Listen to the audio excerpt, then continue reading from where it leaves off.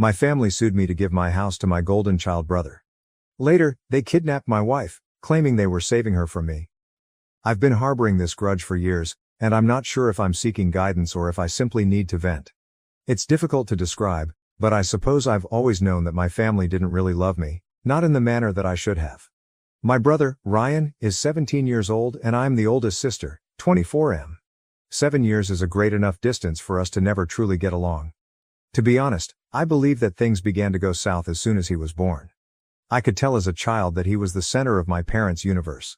I was just there, and he was their golden child. The more I think back on it, the more I see how messed up everything was.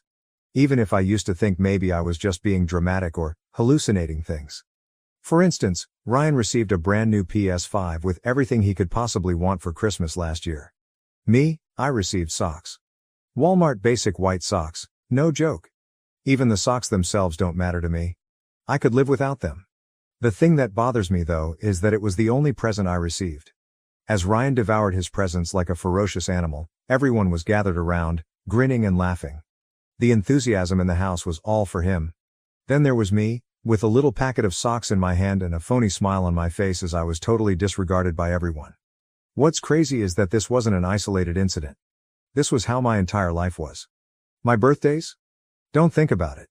My family didn't even recognize my birthday until I was about 10 years old. They either forget or stop caring after that. My parents didn't even say happy birthday, so I celebrated my last birthday with college pals. Nothing.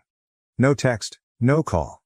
For Ryan's birthdays, however, they give it their best.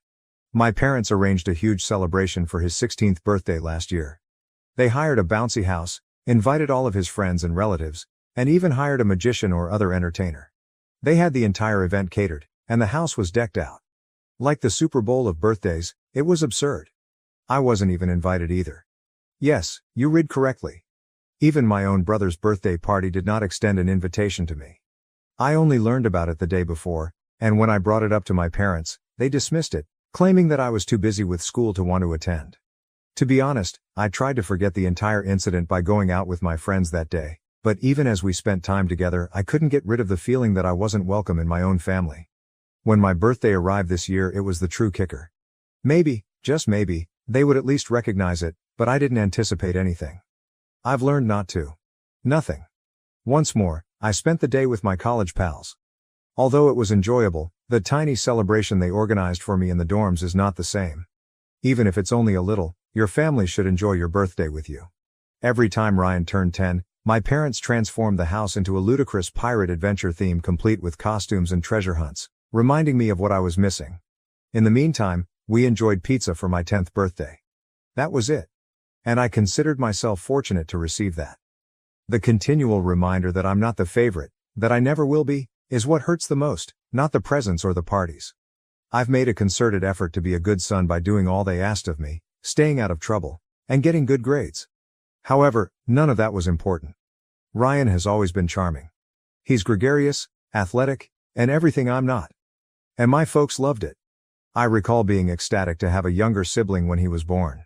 I assumed we would play video games together, be great friends, and hang around like the brothers in movies. However, I quickly discovered that Ryan also had no interest in me. He had all he could possibly want. His friends, his sports. I was merely present. I was the forgotten child, the fallback option. I became resentful of him as we grew older together. At first, I don't think it was his fault, but he began to recognize his authority. In the view of my parents, he could do no wrong. Guess who would be held accountable if we got into a fight? Me. Always me. My parents would simply laugh it off if he made a mistake, or they could even accuse me of not doing enough to assist him. I was always the villain, regardless of what he did. I recall Ryan lying about smashing the TV once. The TV was knocked off its stand as he and his friend were roughhousing. The object was all but broken. Ryan pointed directly at me when my parents got home and said I was the one who had knocked it over. Even if I wasn't at home, you know what? They took him seriously. They confiscated my phone, grounded me for a month, and pretended that I was a criminal. I basically gave up at that moment. In an attempt to escape from home, I began to isolate myself more and spent most of my time in my room or at friends' houses. However, each time I entered the house, it seemed like I was entering a never-ending reminder that I was unimportant. Ryan's room was filled with posters of his favorite sports teams and all the newest technology, whereas mine was tiny and claustrophobic. He seemed to have his own little empire, and I was just a nobody in the background. I will always remember my 18th birthday. I hoped that since I was growing up, they would do something special for me. However, no. It was just another day when I came downstairs that morning. Ryan was playing on his new Xbox, my dad was reading the paper, and my mom was working in the kitchen. No one spoke.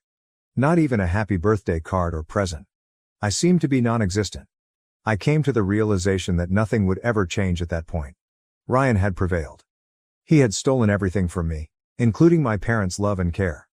What's the worst? Most likely, he was unaware that he was doing it. Or perhaps he did, but he didn't give a damn. In any case, it wasn't just the typical sibling rivalry that made me loathe him.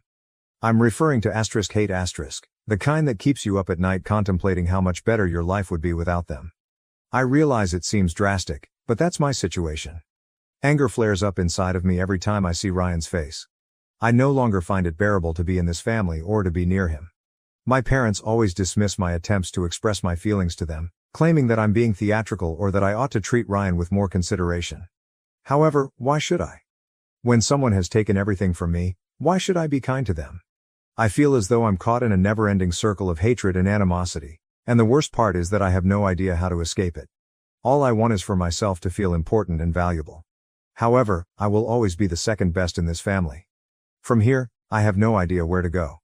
Perhaps I should break things off with them. Perhaps I should go up to Ryan and tell him how much he has wounded me.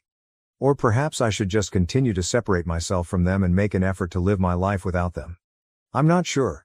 I just know that I can't continue to live this way. No more. My last post was a few years ago, and to be honest, I never imagined that I would return. I believed that the family trouble was behind me forever. However, the nightmare I thought I had escaped has suddenly become worse than I could have ever imagined, since life has a tendency of throwing curveballs. This is a lengthy and convoluted narrative, so buckle up. I took the necessary action after my last post. I cut off contact with my parents. How could I not? I was being tormented by the ongoing disregard and the obvious partiality shown to my younger brother Ryan. I decided to avoid making too much touch. As quickly as possible, I left my parents' house and moved in with a few college pals. To be honest, I felt as though a burden had been removed. Of course though, I still had to earn a living. Since I've always been skilled in graphic design, I began working as a freelancer on Fiverr. Initially, it was only to cover the expenses, but as I gained more customers and established a reputation, it grew into something more. I put in a lot of work, whether it was on the weekends or late at night. I refused to let my achievement be defined by how my family treated me. Then I met her, Megan, and it was incredible. She was intelligent, ambitious, and kind, everything I could have hoped for in a spouse. We clicked right away because she worked as a freelancer managing social media for small businesses. We began working together on projects, supporting one another's professional development. She was the first person, to be honest, who gave me the feeling that I wasn't invisible. She did see me, you know. And since she truly cared about me, she loved me for who I was, not for what I could do for her or out of duty. Our dreams grew as our jobs flourished. After a year or so of dating, we moved in together, and things continued to improve. Our crazy plan was to combine our savings and purchase a home. But we didn't want just any house, we wanted something unique. We searched for months before locating the ideal location, a huge 3-story suburban home.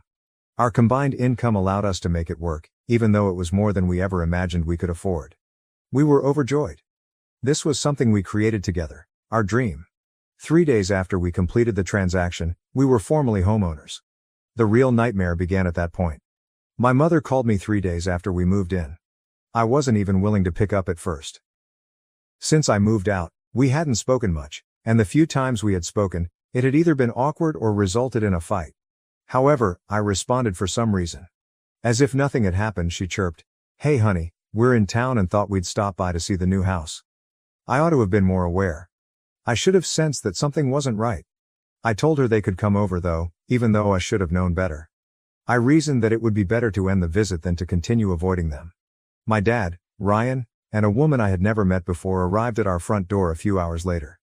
This is where things start to become extremely strange. My younger brother Ryan, the beloved and golden child, wasn't by himself. The female companion? It turns out that was Karen, his fiancée. She was also expecting a child.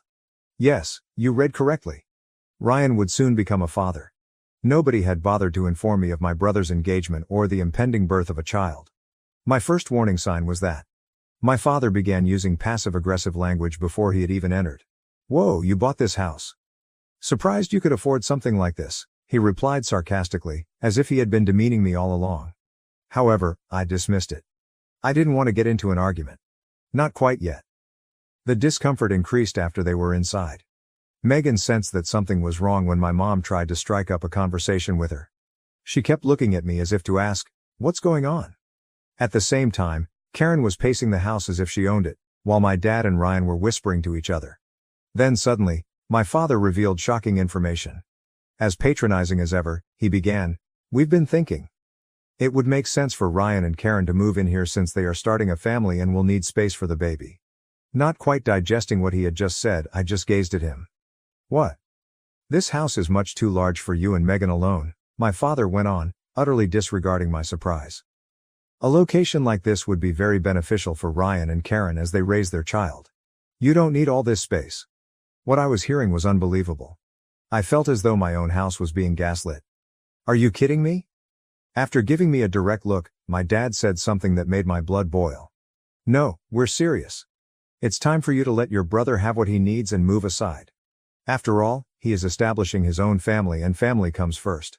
You can find a smaller space with Megan. This house will work better for them." I went crazy. All of the years of animosity, disregard, and partiality suddenly surfaced. "Are you for real now? This home belongs to *us*. This place is in our names. Megan and I purchased it. Ryan knocked someone up, so you can't simply walk in here and declare he should have it." Ryan, appearing smug, tried to add something. "Dude, you don't really need all this room. Come on, we are parents, you are not." I yelled, "That's not the point.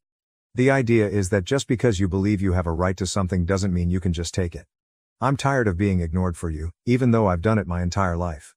My dad became really combative at that point. In an attempt to frighten me, he stood up and puffed out his chest. "Watch what you say, boy. You should be appreciative that we're asking rather than merely telling you to give up the keys. Whether you like it or not, Ryan will own this house." I became enraged. I'm not sure what got to me, but I lost it. I shoved him back into the wall as I pounced at him. "Please leave my house immediately." I let out a yell. I was unable to stop Megan from yelling at us to stop. Anger that had been bottled up for years was erupting. After my dad pushed me back, we got into a full-on brawl, hurling punches and cursing at one another. Karen stood in the corner, frantically calling her phone while my mom and Ryan screamed. We didn't ultimately stop until the police arrived. I suppose that when things got out of control, Karen had phoned them. They took my dad and I apart, put us in handcuffs, and dragged us to the station. It was unbelievable to me that this was my reality as I sat in the holding cell. I was sitting in jail because my own father had attempted to take my house for my brother. A few hours later, Megan came to my rescue, but the damage was already done. My family was officially irreparably damaged. However, it didn't stop there. It grew worse, oh dear. In his unending brilliance, my father chose to sue me for the house. In fact, he attempted to sue me, saying that Ryan and Karen were more in need of the house than I was and that I ought to give it to them. I was stunned by its blatant insolence. Thus, we appeared in court. I prepared for the battle of my life by hiring a lawyer and gathering all the required paperwork to prove that the house was in my name. The truth is, though, I had something different planned. I wasn't going to overlook the trail that years of emotional and psychological abuse had left behind. I collected information from acquaintances who had witnessed my parents' treatment of me over the years, including emails, texts, and even eyewitness accounts. I took everything to court. In addition to asserting that the house belonged to me, my attorney claimed that I had spent the majority of my youth being neglected and emotionally abused. I had had enough of being the submissive, quiet son. It was time to defend ourselves. Months passed throughout the court case. My dad did everything he could to paint me as the villain. He portrayed himself as a devoted father who only wanted to act in his family's best interests. Ryan and Karen pretended to be the victims, saying that I was being self-centered for keeping the house and that they needed it for their child. However, none of it was successful. I felt as though a burden had been removed from my chest as the final verdict was rendered. In addition to finding in my favor, the judge mandated that my father compensate me for emotional and psychological abuse by awarding me $120,000. It was unbelievable to me. It felt like justice that someone had finally defended me for the first time in my life. I stopped communicating with Ryan and my parents following the court decision. The lies, the manipulation, and the unrelenting favoritism were all too much for me to handle. Having the house to ourselves at last allowed Megan and I to begin rebuilding our lives. However, the wounds caused by everything that transpired will never completely heal. I still find it hard to comprehend how far my parents went to defraud me, even as I write this. Ryan was the golden child, and I was merely an afterthought. But I suppose that's simply the way things have always been. However, it is no longer the case. About 3 years have passed since my previous update, and I wish I could tell that everything has been going well. I believe that everything had finally calmed down after the chaos caused by my dad attempting to take my house. I believed that I had permanently moved on from the family drama. If I've learned anything, it's that no matter how hard I try to keep my distance from my family, they will always want to pull me back into their toxic mess. Before I get into the recent horror, let me just provide some context. Megan and I were married 3 years ago. I can honestly say that it was the best choice I've ever made, and it was one of the happiest days of my life. After the litigation with my dad, I realized that Megan was the only person I could really rely on because she supported me through all the chaos with my family. Only a few of Megan's family members and close friends attended our tiny, private wedding. My brother, parents, and other family members were not invited. I didn't see the point after everything they had done to me, including the abuse, deception, and litigation. I owed them nothing, and I wasn't going to let their toxic conduct to spoil my wedding day. They discovered it, of course. I don't know how, but a few days after the wedding, my mom sent me a lengthy, guilt-tripping email expressing how disappointed they were not invited. I was okay with my dad not bothering to get in touch.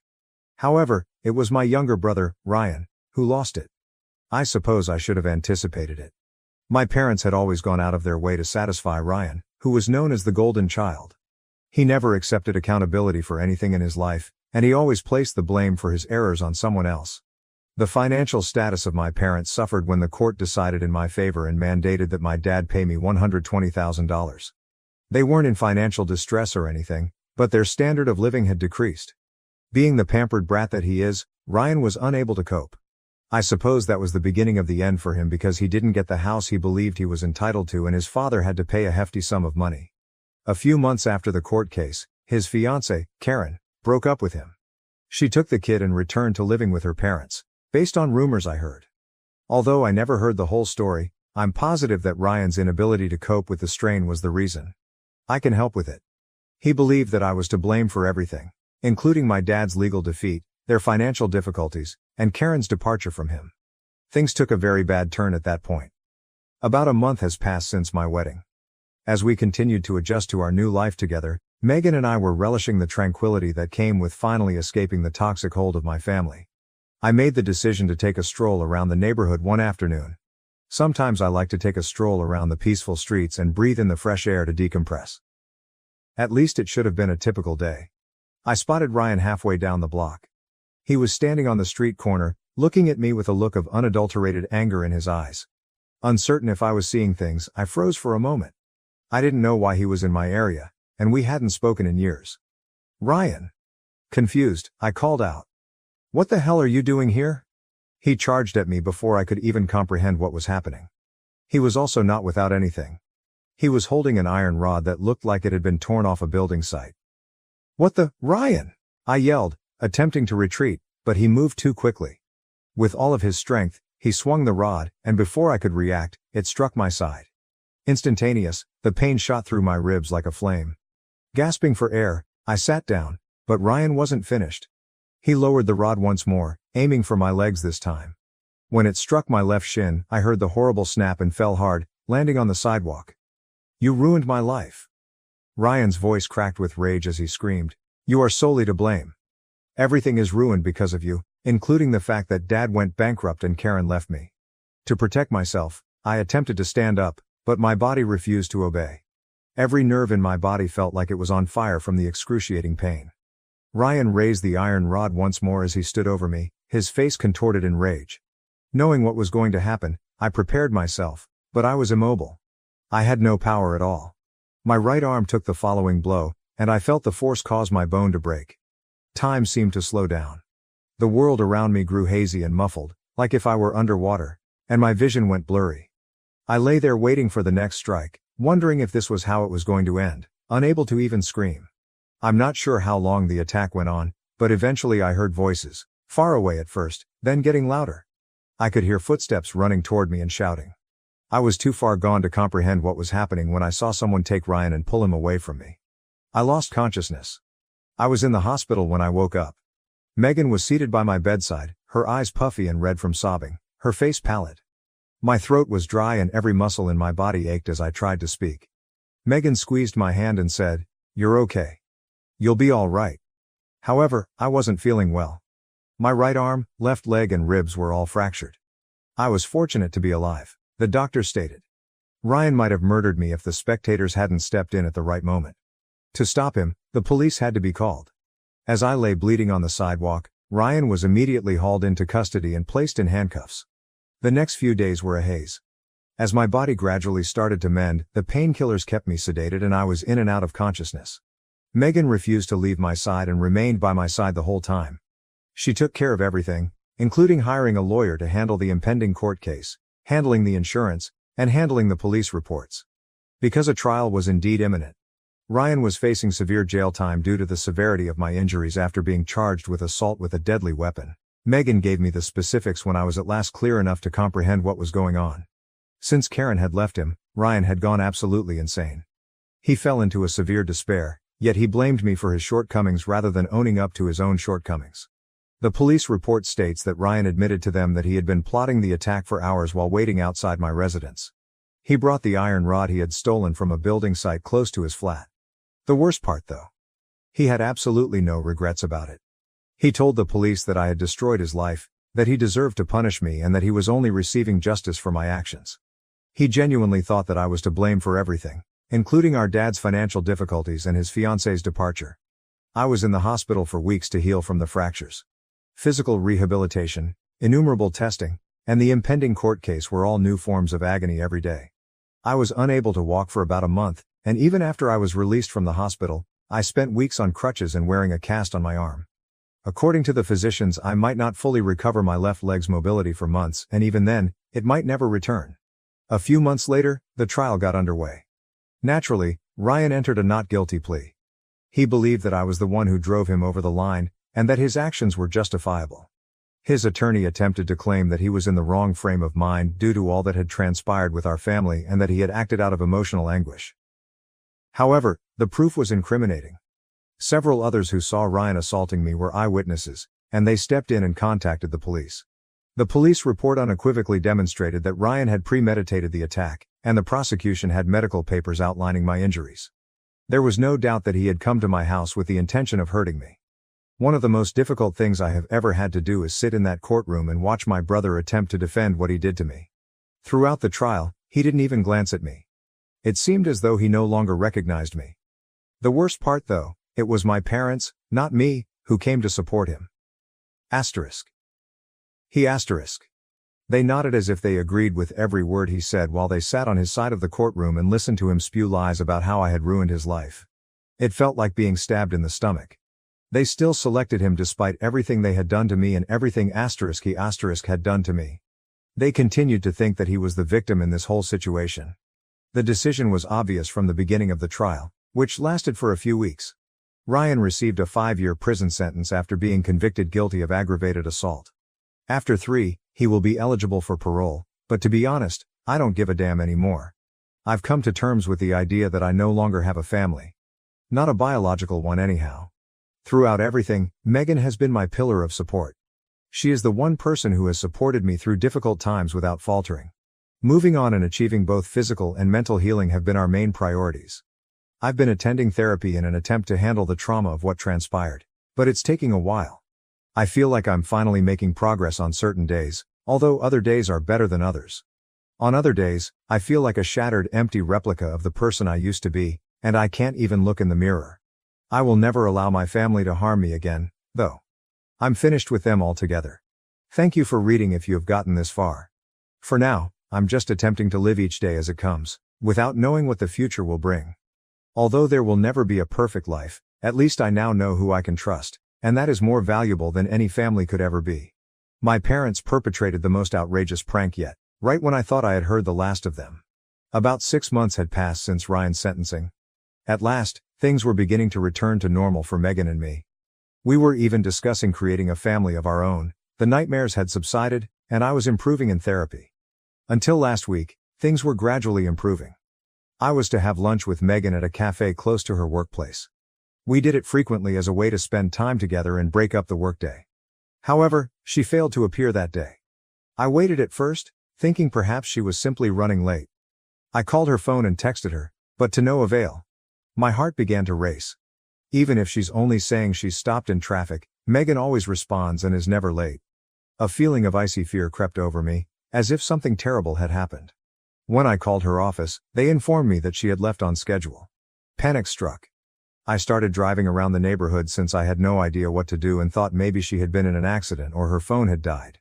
I received a call from a blocked number at that point. I initially believed it to be a hoax, but I felt compelled to respond. The next thing I heard chilled my blood, therefore I'm glad I did. My mother's voice, which was simultaneously chilly and sickly sweet, said over the phone, "Your wife is with us. We're taking her to a safe place where you can't harm her anymore." My heart stopped beating. "What the?" I yelled, nearly causing the car to crash. "What on earth are you discussing? Where is Megan? What did you do?" My dad's voice interrupted. "She's with us now. You have twisted her against her family and poisoned her mind. We're acting in her best interests. We're bringing her away from you to a place where she can think rationally." What I was hearing was unbelievable. My wife had been abducted by my own parents. In their perverted story, they honestly thought I was a villain, and now they were stealing Megan, my true love, in the hopes of rescuing her from me. I told them, "I swear to God, I'm calling the police if you don't bring her back right now." I'm not sure how I was able to remain composed. My father genuinely chuckled. "Do you believe that we fear the police? You are not her family. We are. She would prefer not to have you around." Never in my life had I been so blindly angry. I quickly contacted the police after hanging up.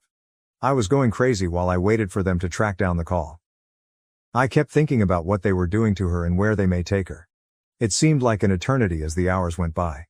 At long last the police called me. Megan had been located. She had been brought to a dilapidated motel on the outskirts of town by my parents. They were trying to deprogram her by keeping her isolated in a room and telling her to leave me and return to the family. Being the fierce woman that she is, Megan had already escaped the room and fled to the lobby of the motel, where she pleaded with the clerk to call the police. She was safe when the police arrived, and my parents were immediately taken into custody. They face many charges, including wrongful imprisonment and kidnapping. I genuinely don't care what will happen to them now, but I don't know.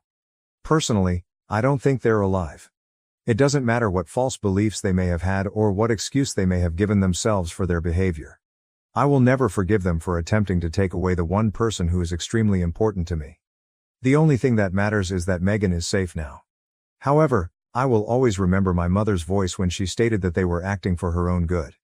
They seemed to be living in another reality where I was the antagonist and they were the heroes. I have no idea what the future will bring, but I know that I will never again be with them. It's time to at last, genuinely move on.